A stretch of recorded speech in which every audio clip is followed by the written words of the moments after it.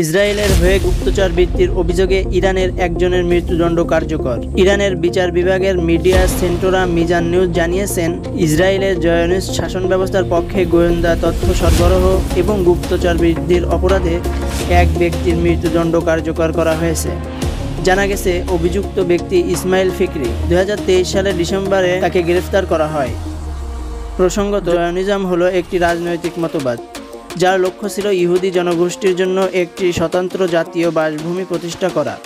বর্তমানে এই মতবাদের অনুসারীদেরকে জয়নিস্ট বলা হয়। ইরানের রাজনৈতিক ভাষায় জয়নিস্ট শাসন ব্যবস্থা বলতে ইসরায়েল রাষ্ট্রকে বোঝানো হয়। ইসমাইল ফিকরির বিরুদ্ধে অভিযোগ ছিল, তিনি ইসরায়েলি গোয়েন্দা সংস্থার হয়ে ইরানের অভ্যন্তরীণ তথ্য ফাঁস করতেন এবং রাষ্ট্রীয় বিরোধী কার্যক্রমে সক্রিয়ভাবে অংশ নিতেন।